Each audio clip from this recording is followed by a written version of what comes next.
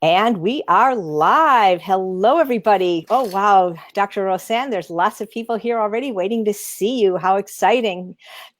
Hi, everybody, Yeah. and welcome to Healthy Living Live. I'm Chef AJ, and my guest today is Dr. Rosane Oliveira. She's the founding director of the UC Davis Integrative Medicine Program, and she has over 20 years' experience in genetic research, and she writes about health and nutrition every week on the program's blog, and she teaches lifestyle medicine to medical students at UC Davis. And this is my third time, actually maybe my fourth time interviewing her, but the first time live. So welcome, Dr. Oliveira, and thank you so much for being here. Oh, my pleasure, AJ. You know how much I appreciate talking to you. I Well, love I actually I talking to love you are such you may be beautiful on the outside, but you're all brain on the inside. I love your passion for this subject, especially because there's so many women that can be helped by your expertise. And you are one of the speakers at the Live Ultimate Weight Loss Conference in Vegas Labor Day weekend, along with Dr. Barnard. And there's still a few seats left. But if you can't come to Vegas, we are offering a live stream now, so you can actually hear Dr. Oliveira's lectures as well if you watch the live stream. So let's get right into it. What is the skinny on fat? So I have some questions that people sent in once I posted that we were going to do this interview. And Sharon, who's a health coach in Baltimore, wrote this question beautifully, which is basically what I wanted to ask you, because my experience as a person that was fat from the age of 5, obese most of my life, or at least overweight until my 50s, was that I personally could not lose weight until I went to zero added fat. And I'm not trying to be difficult and go against all the wonderful plant-based doctors and dietitians that say we have to eat nuts and seeds and that we'll live longer. My experience, and I know I'm a study of one, was until I went to zero added fat, the scale didn't budge. And I went a whole year with exactly an ounce of either walnuts or flax seeds. Now I've had the privilege of working with probably over 2,000 people now. And it seems to me, at least for the women, and especially the ones that have been overweight most of their lives, that they too, until they cut the fat down to less than 10%, the scale doesn't budge. So this is how Sharon wrote the question. She said, Dr. Oliveira, can you please explain the differences between people that the differences between people that enable some to be able to eat higher fat whole plant foods and not gain weight, and others to gain, or at the very least maintain, but not lose weight, even eating smaller measured amounts of nuts, seeds, and avocados? So I'm going to take myself off the screen and take it away. Okay. So this is a multi-layer answer, and it can be very long. I can speak for a whole hour about this. So I'm gonna give you bits and pieces, and as if other questions show up, you just let me know, and I'll pause and I'll come back. Um, so one of the things that we all need to understand is that men and women are very different when it comes to weight and weight loss. And women that have been overweight and women that have had a constant weight their whole life are also different. Okay, so I'm going to start talking about the difference between men and women, and then we go talking about overweight women versus normal weight women. And then there's another layer, which is menopause and premenopause. You see, there's many different layers for us to discuss. The first thing we need to understand is women need fat. So we need to make peace with fat, and we need to understand why fat is important in our body, right? So when we are little, when we're kids, we need fat in order to reach sexual maturity. So a girl will only get her first period after she hit a threshold in fat content. And that threshold is around 17%. So even in today's standards, like we think about what is a normal fat content for men and women, it's completely different, right? So like I said, a girl needs to have 17% to have the first period and needs to keep an average of around 22% fat in her body to be able to have the cycles. A man that has 22, 23% fat is already borderline overweight. And for us, is the normal. Actually, a woman that has 22% fat is considered lean. If you go below 18, then you will consider very lean. But a guy to be considered very lean, usually his body fat content is between 6 and 13%. So that's the first thing we need to understand. So when we have women that are following advice from men, and it can be men that know about diet, or it can be men that know about exercise, there's this false idea that we have to go very low on our fat content. We can't. Or not fat content, but our fat in our bodies, right? So a woman is beautiful because she has fat, right? We are round because we have fat. So we need to make peace with that, and we need to understand what is realistic and what is it that is expected of us, right? So going back to the little girl, because we all started as little girls, and our problems started when we were little girls most of the time, right? So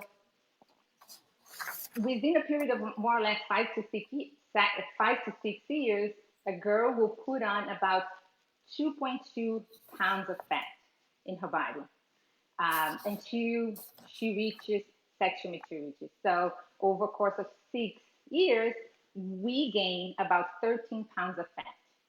And boys grow up getting all of the extra energy, or the spur that a boy goes through is growing bones and muscles, and a girl is growing fat. Why do we need all that fat? We need fat because our number one job in this world, biologically speaking, is not becoming a doctor or being a chef. Our number one job as a species, right, an animal that we are, is what?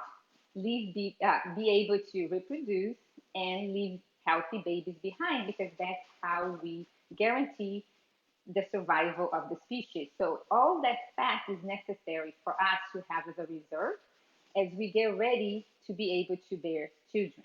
Okay, so that's the first one. So like I said, the amount of fat that we gain when we reach puberty is about 120% increase compared to a little girl. So it starts right then and there. And that's when we start already feeling like, oh, I'm fat.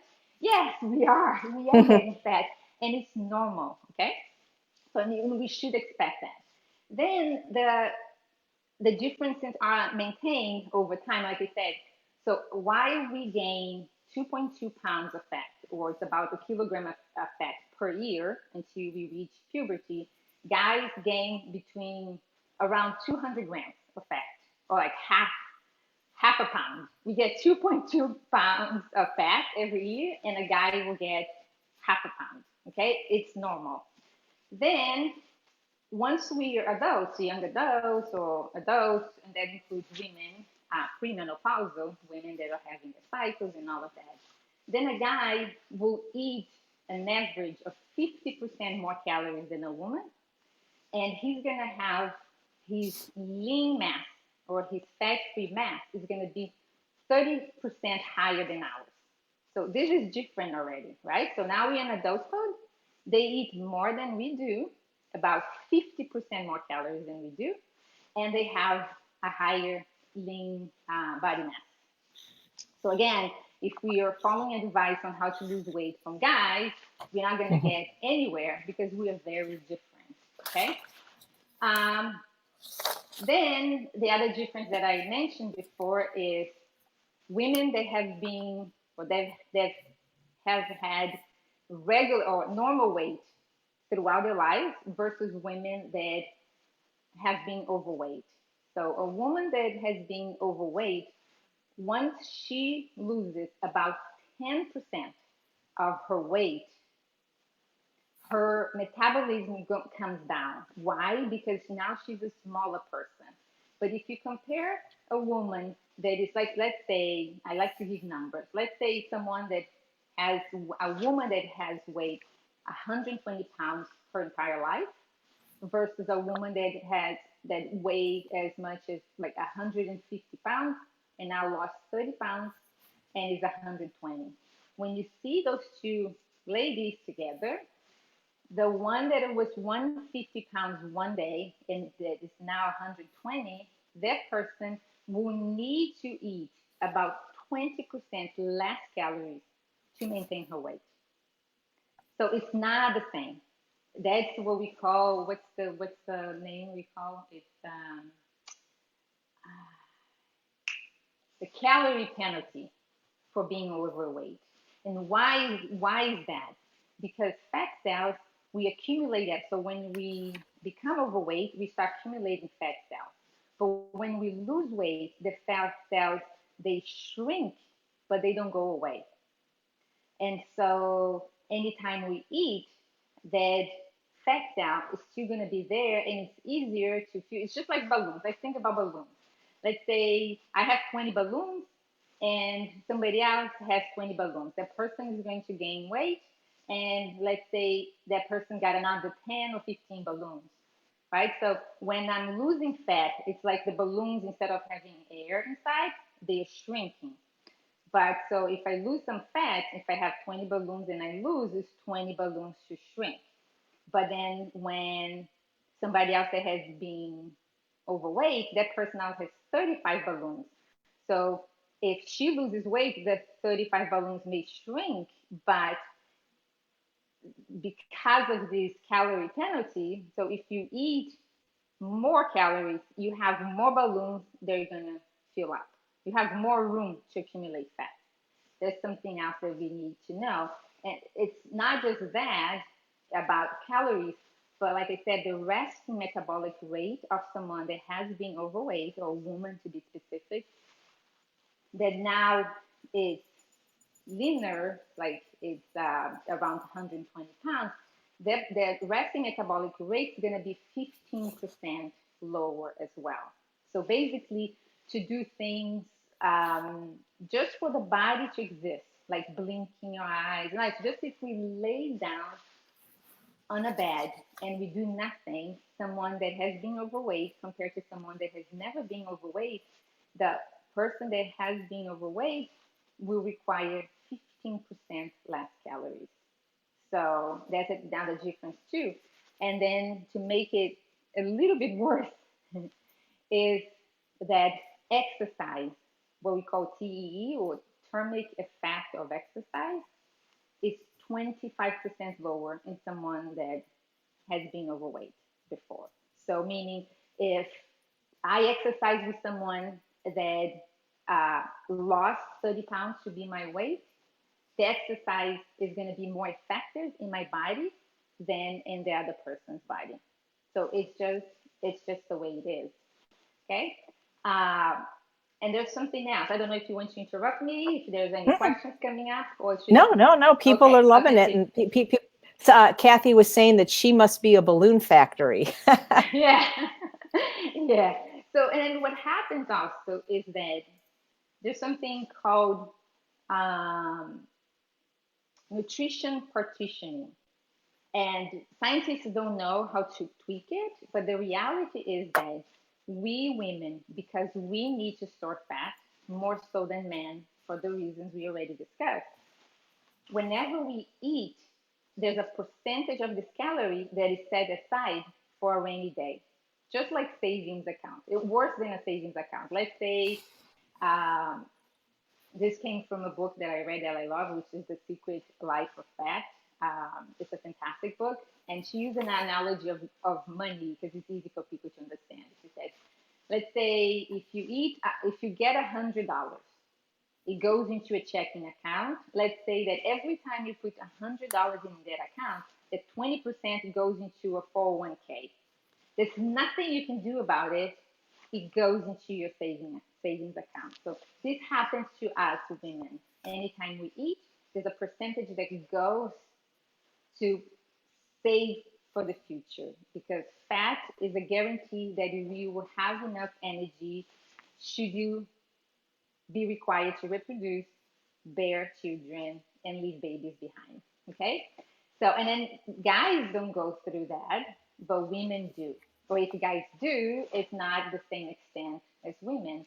So our bodies are always working to keep that fat in, and it's important for us to keep that fat in. So when we see like two women, they're 120 pounds today, but one has been 150, 180, 200 pounds, the two of them, if they're eating the same foods, especially high fat foods, which tend to be, I don't want to blame fat. The problem with fat is that fat has a higher energy density. So if you eat 100 grams of carbohydrates, it's going to be 400 calories. If you eat 100 grams of nuts, it's going to be 900 calories. It's the same amount of food, but one is more than double the amount of calories. So now you see if someone has been overweight and someone that has never been overweight, even when they're the same weight, the amount of fat in their body is different, and their metabolic, the resting metabolic rate is different. The amount of energy they burn during exercise is going to be different. So they may be the same weight now, but speaking, they're not the same, unfortunately. Can this change? Because right now everybody's just, only bad news. It can, but it takes a long, long time. Your body needs to get used to that new normal. And if you have been overweight for 30 years, for 20 years, you cannot expect that your body is going to say, yes, this is my new normal in 6 months. Sometimes it's not even 2 years. It takes time for the body to say, wait a second, this is my new normal. I'm 120. And depending on the amount of fat, the extra balloons that we have, like I said, it's going to be very hard. And as you can imagine, any slip outside of what would be the safest foods for you to eat will make those balloons wanting to fill up again. Okay. That's a great analogy. So we have two questions live, and I'll ask them both. Helen says, what did she say? A woman who lost weight must exercise more or less than the woman who was never overweight. And Kathy said, if those who have been overweight that are now losing or lost weight need to take in less calories, when is the threshold crossed between need for less intake and optimal health calorie intake in the balance? She didn't know if she was asking that correctly. Do either of these questions make sense to you? Yes. So the first one says the person that has been overweight, that she needs to exercise more. And my answer, the short answer is yes, but the long answer is no. Why? Because when it comes to exercise, I see exercise as a health promoting habit, not a weight loss habit. And there's many reasons behind it, but the simplest way for us to see it, I mentioned before the TEE, the thermic effect of exercise, how much we can increase our energy expenditure because of the amount of exercise we do on any given day. So this TEE, this percentage that we can increase our energy expenditure, has a ceiling, and usually it's about 15%. So if you are supposed to, if your resting metabolic rate is 1,000 calories, meaning you have to burn 1,000 calories just to be AJ, without blinking, without moving at all, just so all the functions in your body are perfect and you continue to breathe and all. Let's say it is 1,000 calories.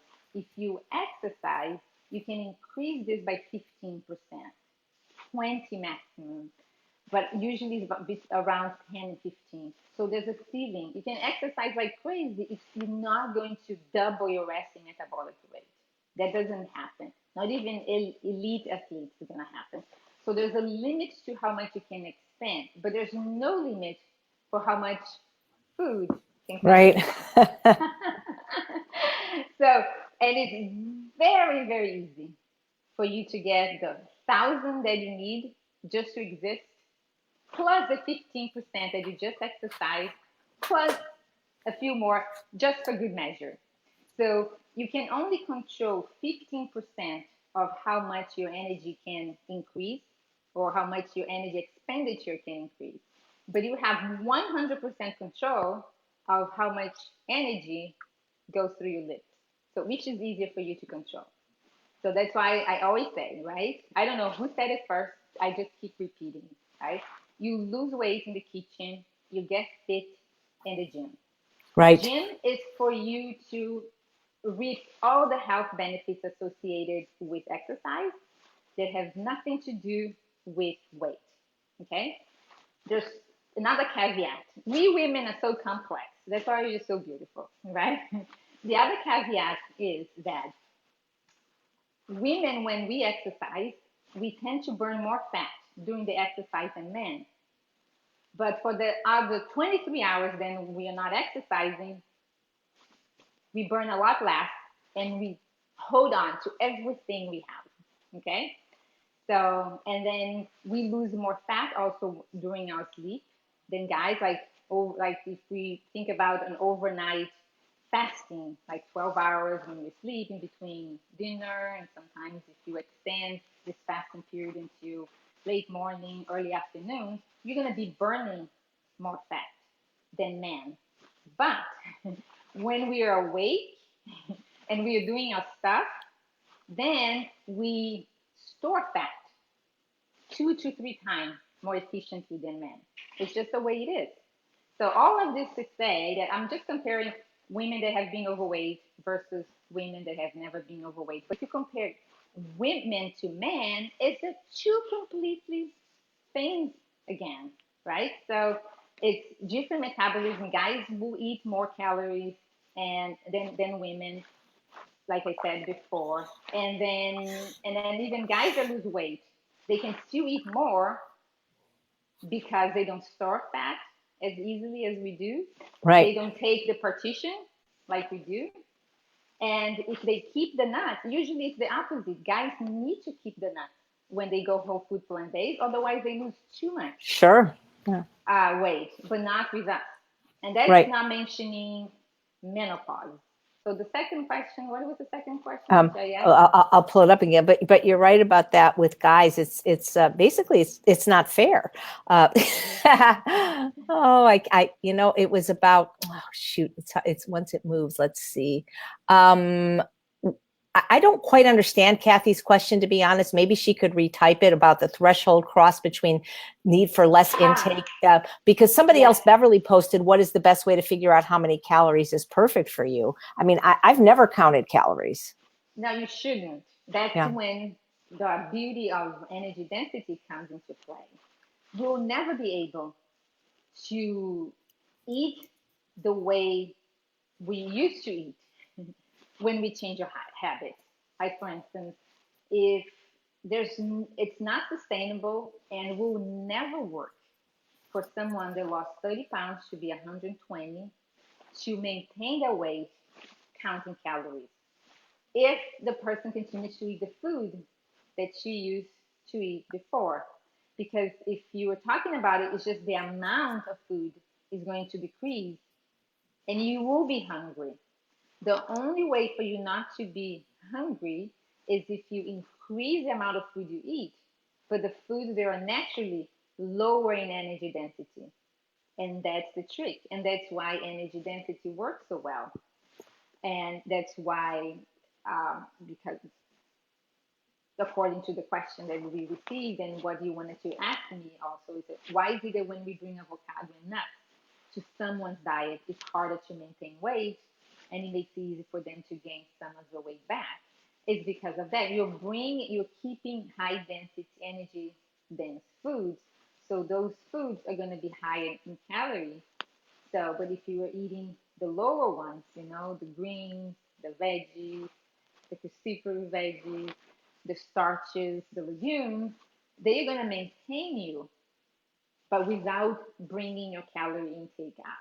But it's hard to say calories matter, but you shouldn't count them. It's found out. If they matter, why am I not counting? Because if you're counting, you're going to be paying attention to the amount you're eating. You're restricting the amount, and it's going to be unsustainable in the long run. And guess what? In the long run, you will start eating the same portions that you eat before, and the weight is going to come back. About 30 to 40% of people that lose weight, they gain it back after a year. About 90% after 2-3 years. Yep. If you're only counting calories, it's never sustainable and it never works in the long run. Right. Well, that's what I heard. Jessica's saying this finally makes sense to me. So what Dr. Oliveira is calling energy density is what a lot of us know of as calorie density. It's basically the same thing. And so if I understand you correctly, it's not that fat necessarily has some magical weight gain properties. It's just that it's almost 2.5 times as calorically dense as fruits, vegetables, whole grains, and legumes. And so therefore it's much easier to overeat because it takes up such a smaller amount of space in our stomach. Yeah. Well, there's a component of fat too that influence weight gain, but there's also a component of certain types of amino acids and certain types of proteins that are also related to weight gain. But it's the mixture. When we think about diet, we need to think about a mixture of nutrients, right? So nobody eats things in isolation. So that's why it's hard to single out fats as a whole. But we do know that the higher the amount of saturated fat and the higher the amount of trans fat in one's diet, the weight is going to go up. We know that too. And we Right. know that saturated fat, the more saturated fat and the more inflammation in a diet will cause the brain to stop seeing leptin. And what is leptin? Leptin is a hormone that is produced by our fat cells to tell our brain that we had enough to eat. So it's a beautiful system, right? We store fat, but then this fat tissue produces a hormone that says you've had enough to eat, suppresses your appetite, and you're not hungry anymore. What happens is if you up your intake of saturated fat and if you up your intake of trans fat, but mostly trans fat has an array of other problems or health related problems, but focusing on saturated fat. So anytime saturated fat goes up, usually what and certain types of amino acids too, where we can talk about amino acids are the blocks that form the protein. Depending on the profile of fats and proteins that we are eating, our insulin is going to go up. And when insulin goes up, notice that I did not say insulin is going up with carbohydrates. I'm saying insulin is going up with certain types of protein, certain types of amino acids, and to a lesser extent, also related to the amount of saturated fat in the diet. Then when insulin is high, the brain tends to not be able to see leptin anymore or not as efficiently. So your body will continue to produce more and more leptin, but your brain is not going to be seeing it anymore. So we are leptin resistant, which usually comes after we are insulin resistant. So meaning we are producing insulin, we are producing leptin, but the brain's not seeing. And then once the brain stops seeing leptin or recognize leptin as a signal that you should stop eating, and that happens with a lot of people that are overweight, is that you are hungry all the time. So just by lowering the amount of calories you're eating without paying attention what type of calories you're eating is not going to help you either because your brain may still have trouble getting the signal that you've had enough to eat. So we need to pay attention to that as well. Carol wants to know if you personally eat small amounts of nuts and seeds for their nutrition or cardiovascular effects. Yeah. When I eat nuts, it's because I like the way they taste. I would say, I'm going to eat a handful of walnuts for my heart today. I know. I eat nuts because they're delicious. Yeah. And I was never overweight. But I don't know if she knows about my experiment. I usually talk about my experiment in my lectures, and I will be talking about that in Las Vegas at AJ's conference. But many of you that have been listening to this interview so far may know that I was born an identical twin. So I have someone walking around in the world with the exact same genes as me. And she has been overweight and she has lost the weight on a whole foods plant-based diet. And I was never overweight. I was overweight maybe for like 2 years in my life. Like, and the overweight was like 15 pounds heavier than what my normal would be. Not 30, not 40 pounds, not for 20 years. It's two different things. So if my sister and I eat the same type of food, my body metabolizes differently than her body. So I can get away with eating good amounts of nuts every day if I want to, but she cannot.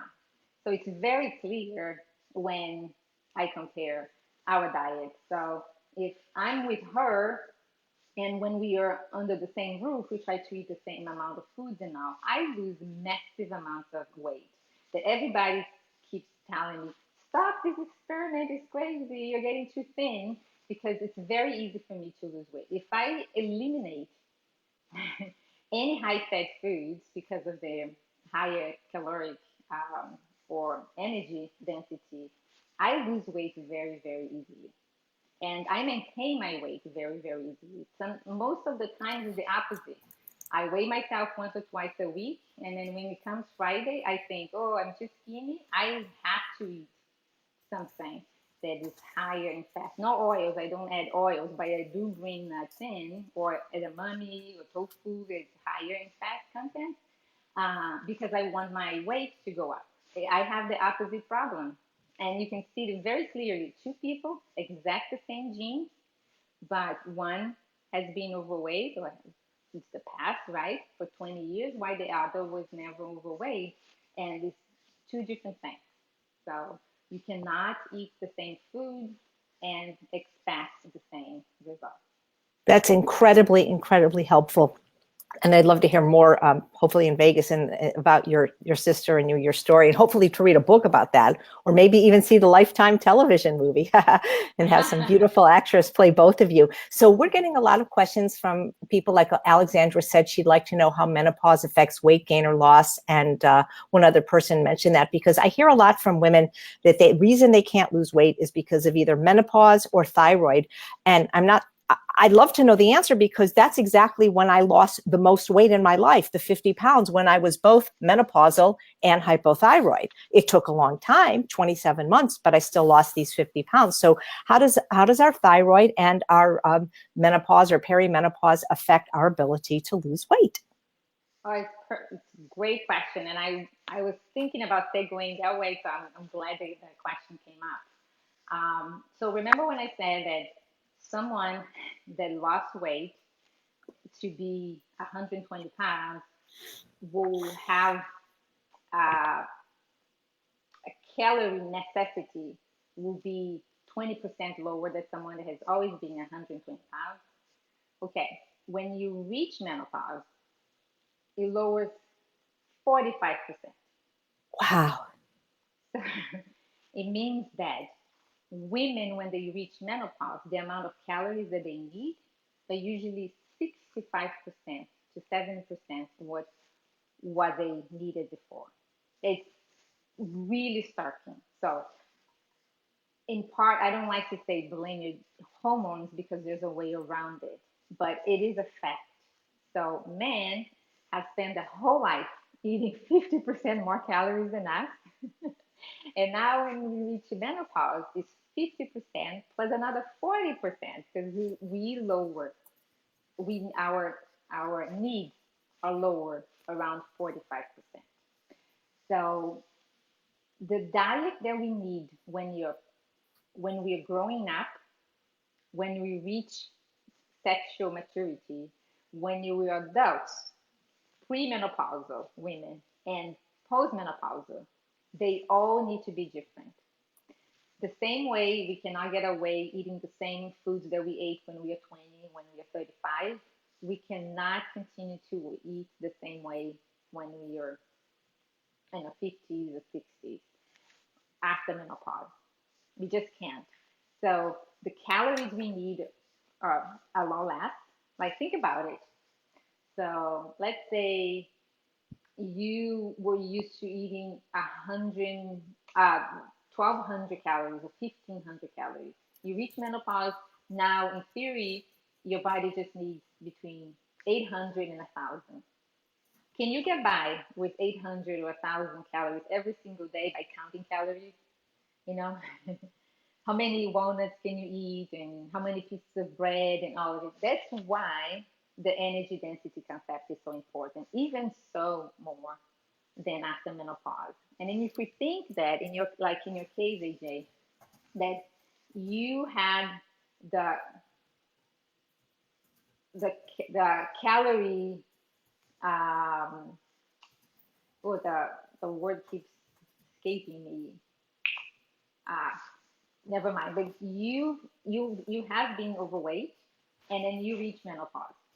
The fact that you succeed is because you really follow the energy density to the T, and you did not bring in high fat whole foods.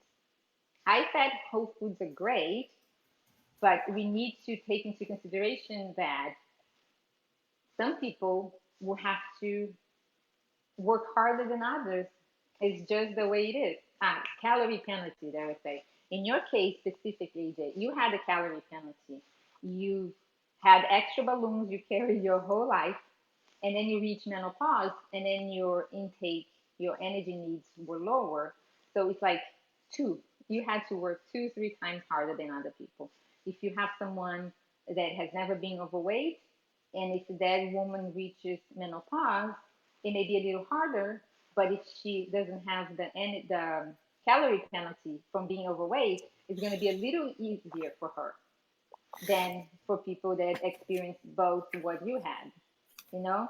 So that's why we're going to see women eating different diets, different amounts of high energy foods, which most of the times include high fat foods, even when they are whole foods like avocados and nuts, and not being able to lose weight, and not just eating and not gain a pound or an ounce, right?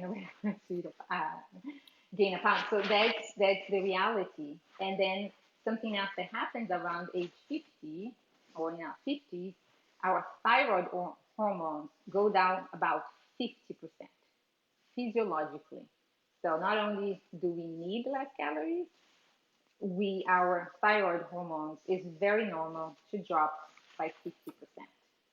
So it's really not going, it's really not helping us much. But it's the reality. But you were a perfect example that it can be done. It's just that you have to pay really close attention. There are other things that you can do too. I'm not going to be discussing any of this. I'm just going to hint so people know. The calorie or the energy density approach that you call calorie and density approach is something that you can do at home, and you don't need anybody. Like I said, it's 100% under your control. It's where everybody should start. But women that want to look into alternatives to getting balloons removed from the body, that can be done too. I'm not going to say the name of any procedure, but balloons can be removed from the body. Remember, if you have extra balloons can be removed from the body, surgically or non-surgically. So you can look it up and see if it's something that you can benefit you. Some of these procedures are brand new, so we don't know long-term effects if it's effective, but they exist, so I wanted to mention. And women that are still perimenopausal, like they have not reached menopause yet, they may want to look into using bioidentical hormone therapy. It's not the same as hormone um, um, therapy from the 60s, the 70s, the 80s, something different. I don't know much about it. My colleague, Dr. Melinda Ring, she speaks about it every year when we have our conference in Las Vegas, also Las Vegas, but in December. That's her area of expertise. She's an integrative medicine doctor, and that's all she does, bioidentical hormone replacement. It's not the case. It may be not the best recommendation for some women, but it may be something that other women want to look into. So I just wanted to mention this because all of these changes in our bodies after menopause have to do with changes in our hormones, and most often than not, the drop that we have in estrogen and everything. And that's one of the reasons why we tend to start accumulating fat in our bodies after menopause. Before menopause, we accumulate fat in our breasts and our hips. After menopause, we start accumulating our belly, right? So it's not the hips anymore. We're not going to have babies. It's not the breasts. We're not having babies, but it's in the fat.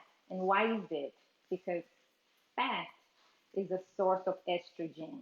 And when your Mm. estrogens are going down because you're reaching menopause, is a way for the body to keep enough fat, to keep enough estrogen, to keep our bones healthy. So it's always a biological explanation. We just have to look what why is it that nature wants us to accumulate fat so badly, right? So this is one of the reasons. But it's not all lost. It's doable, and the more you know, the more you can do to prevent this from happening if you're premenopausal, and if you have lost some weight, you know that you have to work a little harder than other people. It's just the way it is. But the good news is it's possible. AJ is an example. My sister is an example. I have never talked about my mom. My mom is probably watching this because I asked her to. Sorry, mom, to talk about you. But my mom is also a perfect example. She has struggled her whole life with weight, and she's tried many different diets. And then about a year and a half ago, she went whole food plant based. And just like AJ, she lost weight after menopause, and in a way that it was very enjoyable. And she absolutely loves the new lifestyle. So it is possible. You just need to um, know what you're facing. And the other wonderful thing about women is just when we are together, we are a lot stronger. And that's the beautiful thing about the work that you do, EJ, because I know you help men, but you help a lot of women. There's power in community, there's power in learning together. So find a body, and the two of you or the three of you stick to it, and it's a lot easier to go on this journey. That's fascinating. Do both your sister and your mother keep it fairly low fat because they were previously overweight, unlike you? Yes, they need to. If they don't, um, most of the time my sister is able to maintain, and my mom can start gaining, and then she brings it down, and it goes back to maintaining. So it is why, because in my sister's case, she only has one problem to deal with now, which is the fact that she was overweight, and now she's not anymore, but she has that calorie penalty against her. And my mom, just like you, had both. She has the penalty plus menopause. So Wow. it's just the reality, and but it's like you said, it is doable. You just need to Yeah, understand.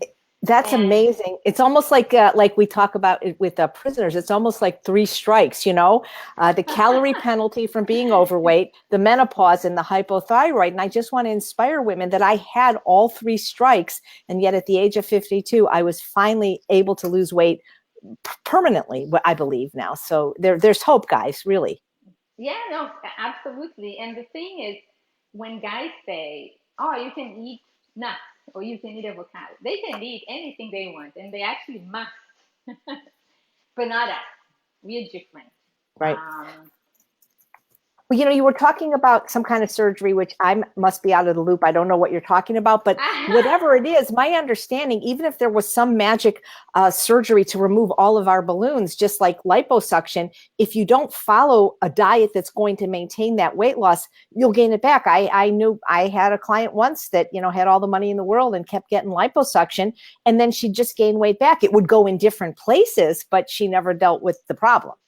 yeah, it's a perfect statement, and I'm glad you brought it up. Yeah, it happens too. So I'm liposuction is one such procedure, but it wasn't the one I was talking about. There are no surgical ways, and you don't remove all your balloons. You need balloons to look beautiful, right? You and I discussed this in the past. AJ. Why is it that we love babies so much? They are all fat, right? They're chubby and they are round. Why is it that women look so beautiful? Because we have our curves. So one of the things that happen when we are with the aging process, we start losing fat. We don't want that. That's the beautiful thing about fat. Fat keeps us round and we want to have our curves, right? So we just have to understand how fat works in our advantage and how food works in our advantage. So we keep the fat that we want, not the we want fat in our hips, we want fat in our breasts, we want fat in our face, but we don't want fat in our belly, right? So, and you're right. So when studies have shown that if you just go through a procedure like liposuction, you will be removing extra balloons for sure, right? Using the same analogy. But if you continue to eat a standard American diet or a diet that is not whole food, plant based, mostly like we um, advise people to follow, what happens is when the fat comes back, because it will come back, it's not going to come back under the skin. It's not going to be subcutaneous fat.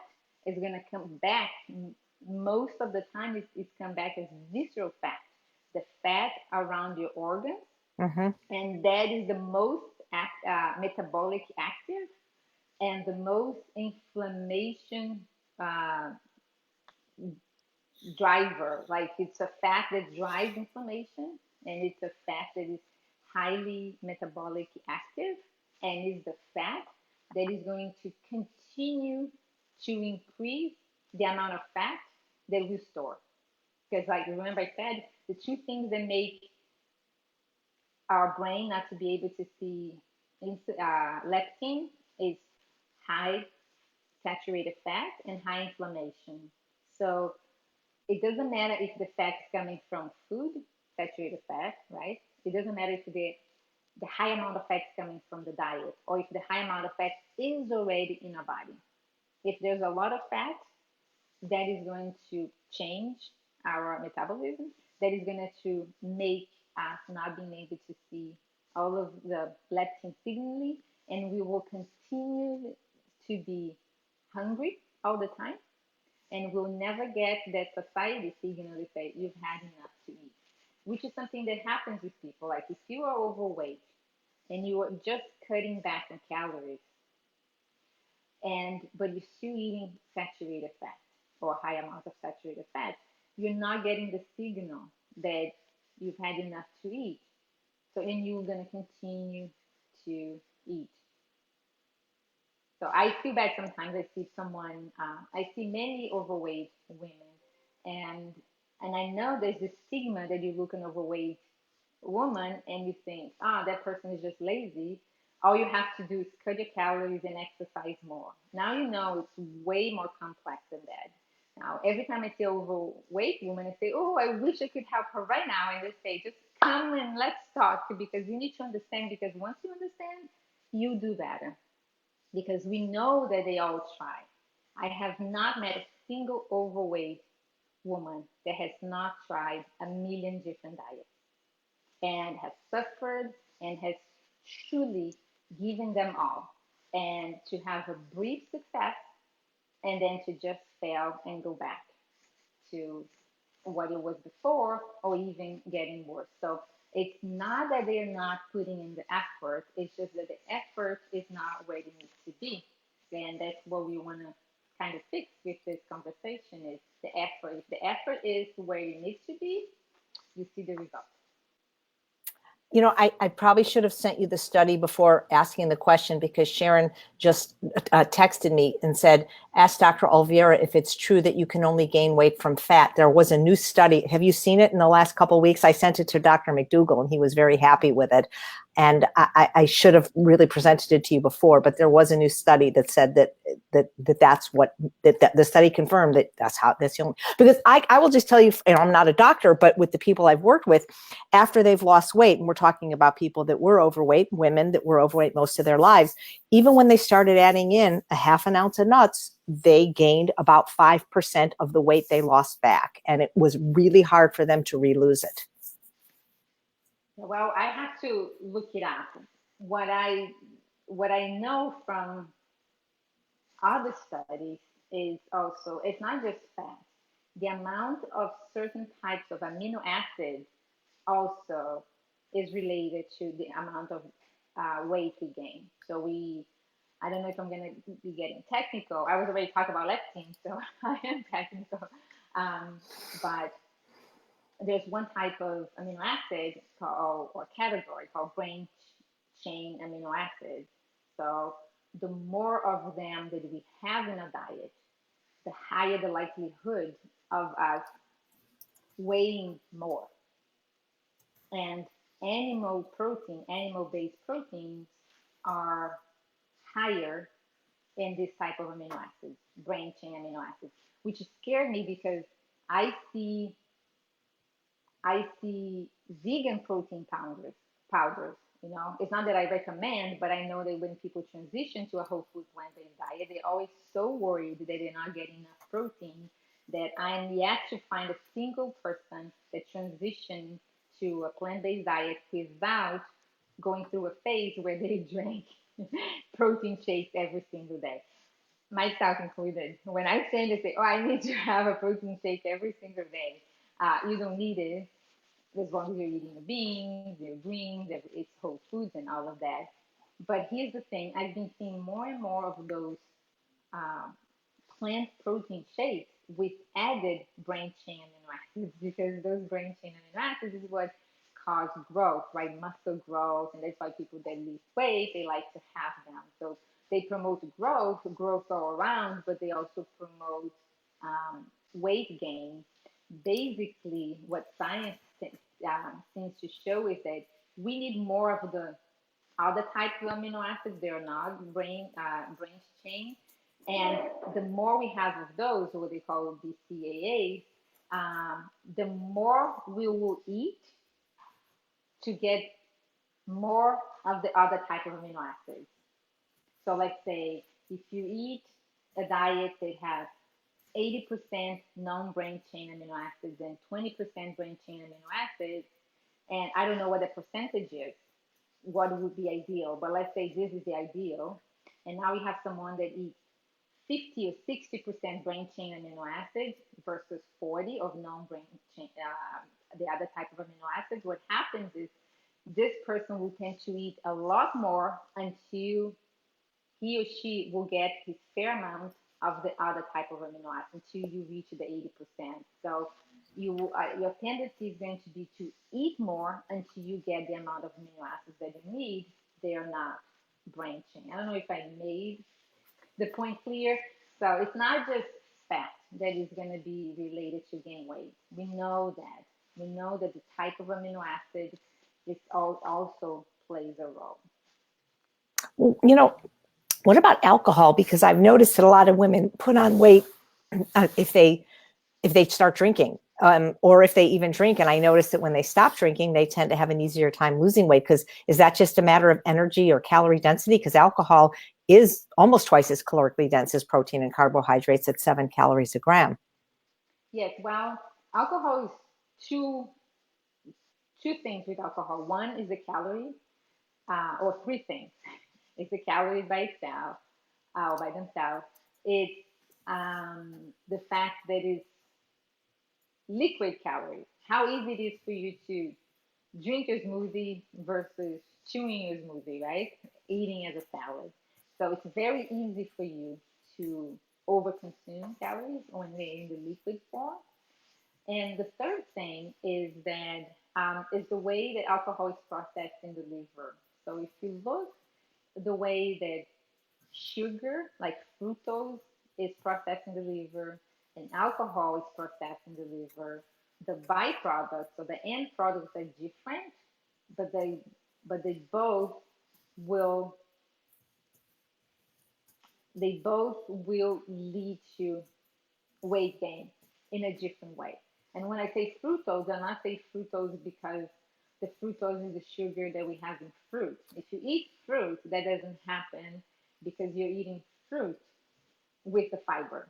When I say fructose, is when you're eating fructose as part of a drink, as a soda. Right? But again, it goes back to if fructose with no fiber, alcohol, no fiber. So you have those two things being basically you're drinking your calories, and they the way they are metabolized will increase tend to increase your weight. Yeah, it's just calories that you're taking that are not being digested. It's very easy. It's so. Yeah. So how can people get in touch with you or read your wonderful blog and find out about your conference in December? What's the best way? Because I put on the whole time you were talking, I have on the screen ucdim.com. What other resources do you have, and how can people find out more about your work? All right. So usually I tell people to just text a word to a certain number, and if they do that, they can come in and get it to a newsletter. I'm going to give you this information, but there's one caveat. There's a new regulation that came from the European Union about websites that everybody needs to be compliant, called GDPR. And I'm very scared that our website is not perfectly compliant and all of that. And we're making sure that we can take in new email addresses. So we're not accepting anybody to join. But I know you're going to put this interview up on YouTube, right? So like a week or 2 weeks from now, we may not have a problem. So what I say it's you have to go back and check to see if we're accepting emails, but you can always go to UCDIM and read any of our blogs. But if you want to start receiving the blogs, and if you want to download anything, any resources that we have many resources discussing specifically the energy density, like magnets that you can put in a fridge. If you people that come live on to AJ's event in September, you're gonna get it, because when I speak live, I bring the actual magnet, so you can bring a souvenir to your house. If you go to the website, you can just print and then you just stick to your fridge. But like I said, you cannot give us your email address for the next 2 weeks until we clear that. But once it's done, all you have to do is you type veggies, VEGGIES, to 44222. And that's it.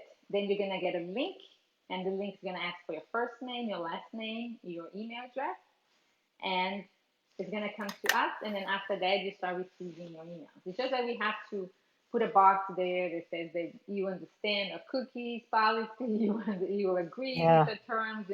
It's very bureaucratic, but it's going to happen. So if you're listening to this interview 2 weeks from today, it may be that this is already the case. You can text and you see what you get, and then you'll be able to start receiving a newsletter. Mm-hmm. Terrific. Well, we have time for one more question. So let me just ask something more fun and personal, because if they want the science, they got to come to Vegas or get the live stream. Who in the plant-based world are your heroes? Because last time I talked to you, I asked you who your heroes were in your own life, and you mentioned your mom. Yeah. But in the plant-based world, who has inspired you? My two heroes are many people's heroes, but it is the way it is. It's Colin Campbell. Sure. Because it was when I read his book, The China Study, that I started changing my life. I was vegetarian up until the point, 20 years vegetarian, but I still had cheese. I never really liked eggs, so eggs was never my problem, but I absolutely love dairy. I love cheese. I love ice cream. I love everything. So I read his book. And if I didn't have a good enough reason to give it up at the time, I would have just said, why? I'm 30, I'm healthy. Why should I give it up now? I don't have cancer. It's very hard for people to change to prevent a disease. That's why when we talk to people, we say, you have to find the why that makes you cry. If you don't find a reason to change that is emotional, that really touches your heart, you won't change. I love that. The why that makes you cry. That's brilliant. The why that makes you cry. It is, because so physicians are always asking. So I'm showing this person that his or her cholesterol is high, that his risk or her risk of cardiovascular disease is high. Data will never make people change. It's not emotional enough. We only change through emotion. We only learn through emotion. So, and I was lucky that when I read the book, I had someone very close to me that was going through cancer treatment. And he was talking about the role that dairy played in cancer. So I said, if I want her to change her diet, I need to do the same because I cannot be a hypocrite in that, oh, yeah, you should stop dairy. Why I stuff my face, right? So I said, I'm going to change. And the reality is that when I decided to change, I said, I'm going to change for 6 months until she changes, then I'll go back. I had a sneaky plan. It's just that I felt so great and I love the way I felt afterwards. It's just that's why it stuck. So he is my hero for that reason. And then I lucky, just like you, to be friends with him. And when we first met, I remember saying, "No, I went vegan because of you." And he said, "Don't say, we don't use the V word. It's whole food plant based." And then that's when another light bulb came in, and I started learning more. And then the day I met him is the day I also met Caldwell Epperstein. So he's my second hero, and his whole family. They're amazing. He's amazing. Well, that's where I And met you. I met you yeah, in Cleveland at his house. Like, I think it was at his house. 2012. Yeah, that was incredible. Yeah, Well, it was you picked the cream of the crop there. So I can't, I mean, those two are just the finest gentlemen I think anyone could ever meet in any field. So, and, in their 80s and still sharp as tacks, going strong, and just the most integrity, and I love them both. So I loved your answer. So that's terrific. Well, I'm going to put myself back on screen to say goodbye to everyone. This has been fascinating, guys. I know you're going to have to listen to this again so that we can understand I'm going to call it the balloon theory. And what did you call that? The calorie punish. What did you call it? The calorie. I think. Yeah, yes, it is a punishment, the calorie penalty. And so when can we expect a book from you? Because I want to really understand this, what you teach. Yeah. Well, right now we are working on something related to the program. So UC Davis Integrative Medicine is related to habit change because, like I said, people when they don't change habit, it's not because they don't have a reason. Most people do. It's just the reason is not strong enough.